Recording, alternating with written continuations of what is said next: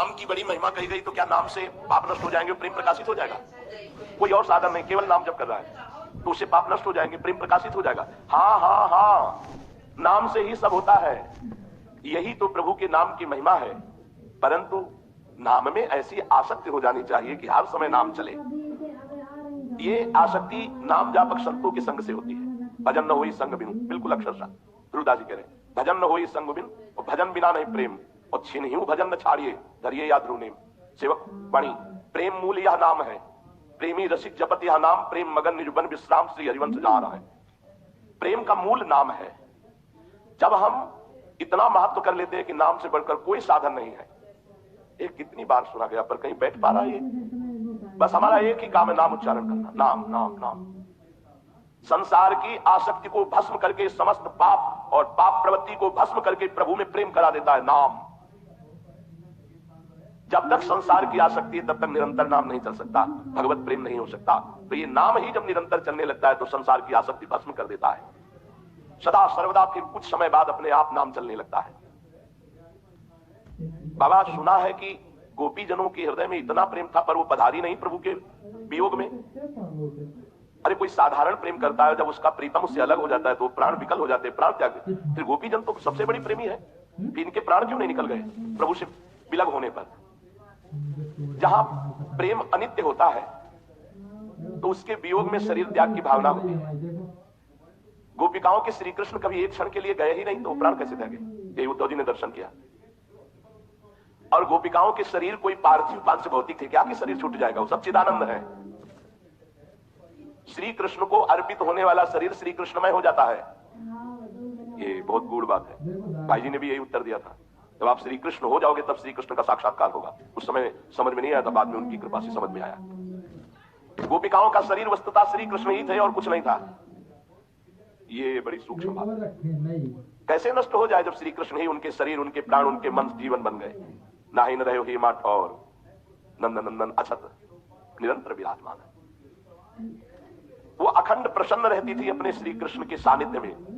कभी कभी प्रेम दशा में वो विरह प्रकट करते हुए वो रुदन करती थी। वस्तुतः गोपियों के श्री कृष्ण कभी एक कदम भी उनको छोड़कर गए ही नहीं। पूज्य बाबा, बाबा प्रेमी क्या ध्यान करता है? यह करना चाहिए। अरे प्रेमी ध्यान के बिना रहता ही नहीं है।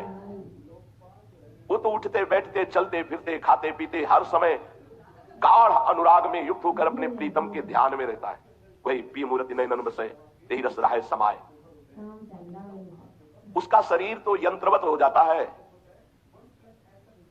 प्रेमी को कभी विषय दिखाई ही नहीं देता, केवल अपना इष्ट दिखाई देता है। कोई नियम नहीं रह जाता, केवल इष्ट रह जाते हैं। फिर वो ध्यान का क्या करे? वो तो ध्यान निरंतर उसका स्वाभाविक हो रहा है। प्रेमी वही जिसका बिना प्रयास के आराध्य देव में स्थिति प्राप्त हो गई, हर समय अपने प्यारे की रूप माधुरी में, लीला माधुरी में, गुण माधुरी में। बाबा, क्या भक्ति और प्रेम में अंतर है? जब तक उपासक रहता है और उपासना होती तब तक भक्त है। जब अपनी याद भूलकर केवल अपना आराध्य देव रहता है तब उसे प्रेम कहते हैं। ये होती तदाकार वृत्ति। जब तक तदाकार वृत्ति नहीं होती, मैं और प्रभु है, मैं प्रभु का दास हूं, प्रभु मेरे स्वामी, मैं उनकी आराधना करता हूं, तब तक भक्त है।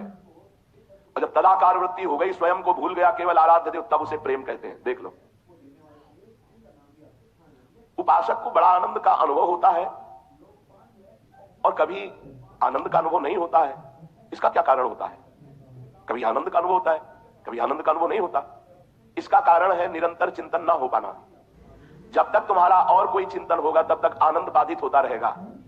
इसलिए इष्टाकार वृत्ति, इष्ट आसक्त संतों का संग, इष्ट की महिमा का गुणानुवाद, इष्ट की महिमा का श्रवण, साधु दर्शन, साधु सेवा, गुरु सेवा, ये आराध्य देव में आसक्ति पैदा कर देगी।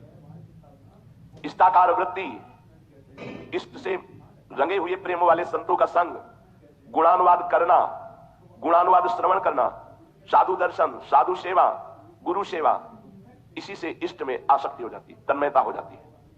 कोई भी विषय दुख कितना भी भयानक आवे, पर तुम्हें इष्ट में सुख की अनुभूति हो और भगवत विस्मरण ना हो तो समझो कि अब हमारी उपासना परिपक्व हो रही है। पक्का कोई भी दुख ऐसा नहीं है जो भगवत विस्मरण करा सके। एक भी वृत्ति तुम्हारी दुखद परिस्थिति में किसी और की ओर नहीं जानी चाहिए।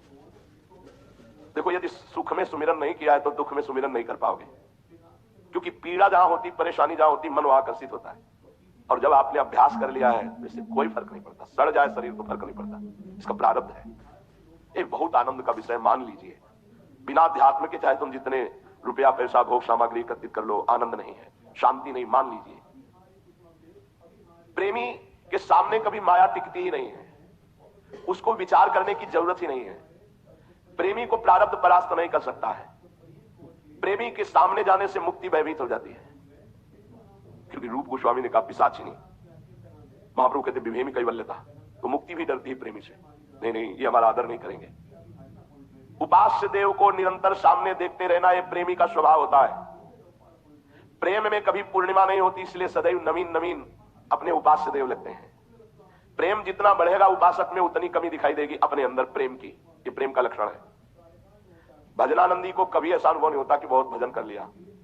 जितना भजन होता है उसके बाद भूख जो बढ़ती भजन की, वो चैन नहीं लेने देती। रात दिन प्रभु में लगने पर भी ऐसा लगता है जीवन का क्या। देखो ना, अमुक महापुरुष कैसे भजन करते थे, अमुक कितना रोते थे, अमुक कैसे लीला में प्रेम, हमारा जीवन क्या है, वो ऐसे दिखता है। प्रेम भजन जितना बढ़ेगा उतनी ही कमी अपने में दिखाई देगी। यदि ऐसा लगने लगे कि मैं प्रेमी हो गया हूं तो समझना चाहिए कि अभिमान जागृत हो गया, प्रेम नहीं। प्रभु से प्रेम होने पर घर में वो रहता हुआ विरक्त रहता है। प्रभु से प्रेम नहीं तो विरक्त होकर के भी वो घर वाले जैसा ही रहता है। इसलिए खास बात प्रेम है। प्रेमी सदैव एकांत में रहता है, चाहे सभा में ही क्यों ना बैठा हो, एकांत अपने प्रभु में। प्रेम सक्रिय और अक्रिय दो प्रकार का होता है। सक्रिय प्रेम वासना युक्त होता है, जैसे कोई आरती कर रहा है, पूजा कर रहा है, ठाकुर जी का श्रृंगार कर रहा है, सब कर रहा है, तो आपको दिखाई दे रहा है कि वो भगवत प्रेमी है, तभी तो सेवा कर रहा है। पर वो अपनी वासना लिए कर रहा है कि मुझे ये मिल जाए, मान मिल जाए, प्रतिष्ठा मिल जाए, सिद्धि मिल जाए, रुपया मिल जाए, ये मिल जाए। ये प्रेम ज्यादा प्रशंसनीय नहीं। ठीक है, प्रभु से चाहता है, ठीक है, लेकिन वास्तविक प्रेम होता है निष्क्रिय। वो कुछ नहीं करता। आराध्य देव कराते हैं उससे, वो अनुभव करता मैं कुछ नहीं कर रहा। ये साक्षात आराध्य देव के स्वरूप हो जाता है वो उपासक जो निष्क्रिय होता है, कुछ नहीं करता। आपसे पूछा जाए कि आप क्या करते हैं, आपकी साधना क्या है, तो जो श्री जी करा रही है वो हो रहा है। नहीं, आप इतने वो उठा रहे हैं, इतने बजे उठ रहे हैं, वैसे चला रहे हो, चल रहे हैं, हम कुछ नहीं कर रहे, हमें करने की सामर्थ्य नहीं, निष्क्रिय। अपने आराध्य देव से प्रेम किया है, कुछ चाहने के लिए नहीं, कुछ पाने के लिए नहीं, कुछ मिटाने के लिए नहीं।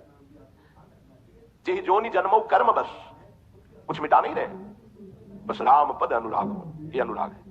आपको लगता है ना कि हमारे कर्म बिगड़ गए हैं, तो यत्र यत्र मम जन्म कर्म भी नारके परमे पदे थवा, चाहे नरक भेज देना चाहे परम पद, हम आपसे मिटाना नहीं चाहते, आपको चाहते हैं, आपसे प्यार करते हैं। आपकी भगवत्ता से प्यार नहीं करते, आपसे प्यार करते हैं। तो क्या चाहते हो, जहां भी जन्मो बस आपके प्यार में रोता रहूं, आपकी ये महामाधुर्यमयी जोड़ी सदैव हमारे नेत्रों के सामने रहे, बस। ये प्रेम, ये प्रेम बिरले के हृदय, तभी देवर्षि नारद जी भी कह रहे हैं, किसी बिरले के हृदय में प्रेम प्रकाशित होता है। वास्तविक तुम्हें हम बताए दे रहे हैं, यदि तुम्हें परम सुखी होना है तो बनना बिगड़ना, लाभ हानि, मान अपमान दोनों से अपने पिंड को छुड़ा लो और प्रभु से प्रेम कर लो। क्या बन गया, क्या बिगड़ गया, इससे शिकायत मत करो प्रभु से। क्या लाभ हुआ, क्या हानि हुई, इसमें हर्षित शोकित मत हो। क्या अपमान हो रहा है, क्या मान हो रहा है, इधर देखो मत, आगे बढ़ो, तब प्रेम प्राप्त होगा। देखो, लाभ हानि और बनना बिगड़ना, इन दो से जो बच जाता है तो तीसरे में फंस जाता है। बहुत बुरा है ये मान भाई, बहुत बुरा है।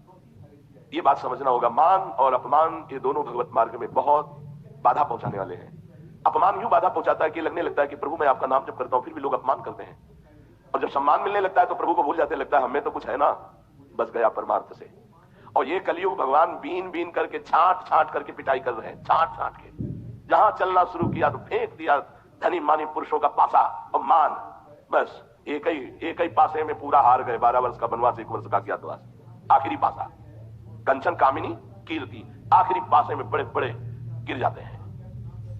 ये मार्ग उन लोगों का है प्रेम मार्ग, जिनके हृदय में सुरपति नरपति लोकपति, जिनके भावे घास रहे परम आनंद में तज सभी की आस।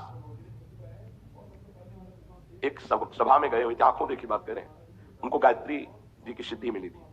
वो ऐसे ही मंच पे सब हजारों आदमी लगे हुए हैं, सब ऐसे किया, चांदी के सिक्के इतने लग गए, ऐसे करके देखा। गांव में एक टोकरी लेकर के वो जादूगर आते थे, लकड़ी की भी इतनी ऐसे लकड़ी रखते थे, वैसे मिट्टी हाथ में लेते थे, वैसे कुछ बोलते थे और सिक्का प्रकट कर देते थे। गांव में हमने देखा। फिर सिक्कों का ढेर लगा देते थे। तो उस जादूगर में और गायत्री सिद्धि में अंतर क्या हुई? बाजार लगा दी थी, नारियल, ट्रांजिस्टर, नई साड़ी, मिठाई के डिब्बे। बस ये कहते थे कि बाबूजी छूना मत, हमसे पैसा लेके खा लेना, लेकिन यहाँ की कोई वस्तु मत खाना। नहीं, फिर हम जिम्मेवार नहीं, क्योंकि वो वस्तु सब माया के द्वारा रची जा रही थी, जादू के द्वारा। ये ऐसे ऐसे जादूगर हैं कि तुम्हारे होश उड़ा देंगे।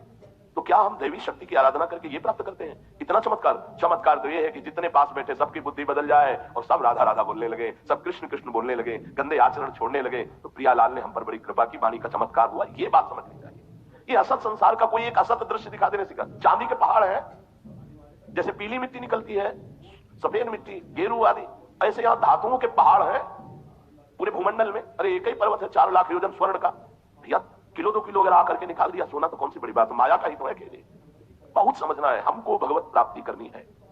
नारायण दो बात सो और अधिक नहीं बात, रसिकन को सत्संग नित्य युगल ध्यान दिन रात।